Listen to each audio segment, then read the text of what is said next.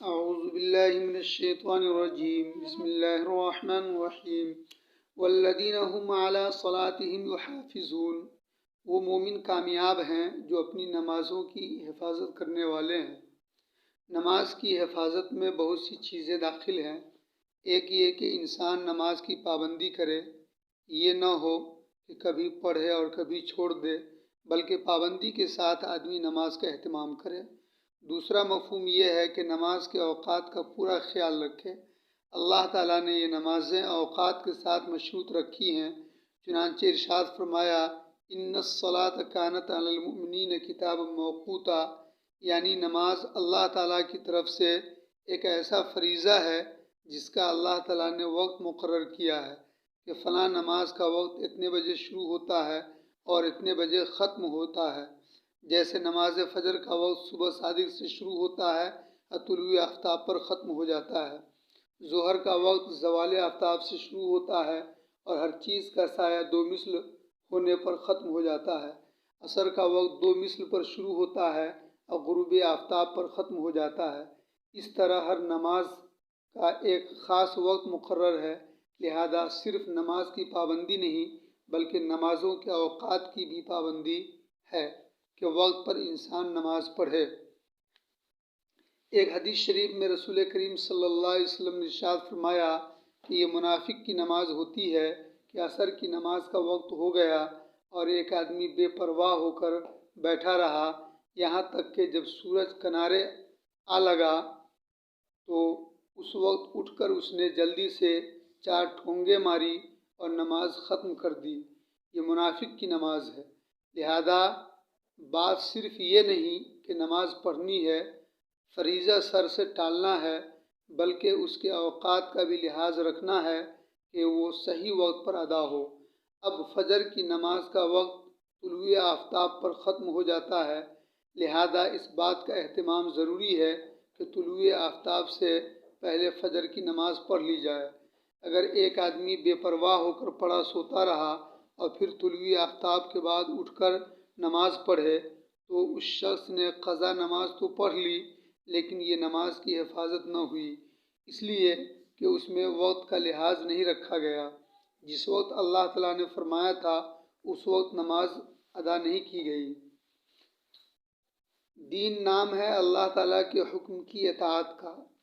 کسی وقت کے اندر کچھ نہیں رکھا ہے، لیکن جب اللہ تعالیٰ نے ایک حکم دے دیا کہ فلاں نماز کو فلاں وقت سے پہلے ادا کرو، تو اب اللہ تعالیٰ کی اطاعت کرتے ہوئے اس وقت سے پہلے ادا کرنا ضروری ہے۔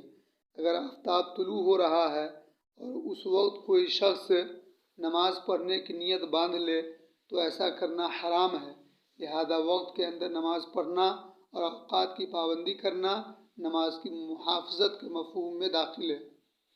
تیسری بات جو نماز کی محافظت کے مفہوم میں داخل ہے وہ یہ ہے کہ نماز کو اس کے مکمل طریقے سے ادا کیا جائے، اور مکمل طریقے سے ادا کرنے کا مطلب یہ ہے کہ اگر نماز ادا کرنے والا مرد ہے تو اس کے لیے ضروری ہے کہ وہ مسجد میں جا کر باجماعت نماز ادا کرے۔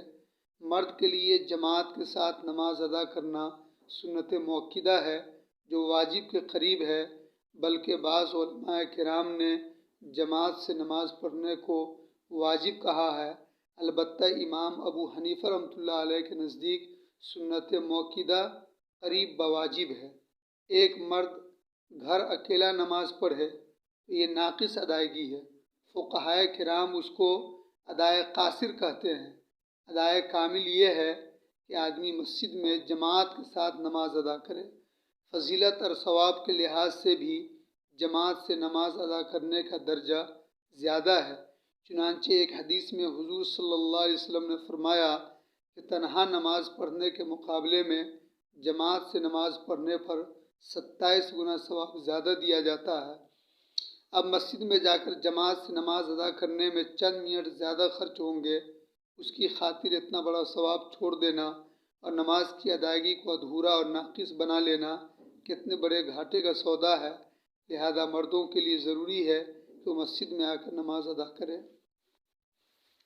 حضور اقدس صلی اللہ علیہ وسلم کے زمانہ مبارک میں جب آپ صلی اللہ علیہ وسلم مسجد نبوی میں امامت فرما رہے ہوتے تھے تو صحابہ کرام حضور اقدس صلی اللہ علیہ وسلم کے پیچھے جماعت سے نماز ادا کرتے تھے، لیکن کچھ منافق قسم کے لوگ جماعت سے نماز ادا نہیں کرتے تھے اور جماعت میں حاضر نہیں ہوتے تھے۔ چونکہ منافق تھے، ان کے دل میں ایمان تو تھا نہیں، صرف زبان سے کہہ دیا تھا کہ ہم مسلمان ہیں، اس لیے وہ لوگ بہانے بناتے اور جماعت میں حاضر نہ ہوتے۔ البتہ کسی صحابی سے یہ تصور نہیں ہوتا تھا کہ وہ جماعت کی نماز چھوڑے گا۔ ایک دن رسول اللہ صلی اللہ علیہ وسلم نے فرمایا کہ میرے دل میں یہ خیال آتا ہے کہ کبھی اس طرح کروں کہ نماز کی امامت کے لیے مصلی پر کسی اور کو کھڑا کر دوں اور ان سے کہوں کہ نماز شروع کر دو، اور پھر میں لوگوں کے گھروں پر جا کر دیکھوں کہ کون کون بیٹھا ہے جو جماعت میں نہیں آیا، اور جن لوگوں کو میں دیکھوں کہ وہ جماعت میں شامل نہیں ہیں، میرا دل چاہتا ہے کہ ان کے گھروں کو آگ لگا دوں۔ آپ صلی اللہ علیہ وسلم کے صدمے اور غصے کا اندازہ لگائیے، اس لیے کہ مسجد کے میناروں سے آواز بلند ہو رہی ہے کہ حی علی الصلاح، حی علی الفلاح، نماز کی طرف آؤ، فلاح کی طرف آؤ، لیکن یہ شخص گھر میں بیٹھا ہے اور اس کے کان پر جوں نہیں رینگتی۔ اللہ تعالیٰ ہر مسلمان کو رسول کریم صلی اللہ علیہ وسلم کے غصے سے محفوظ رکھے۔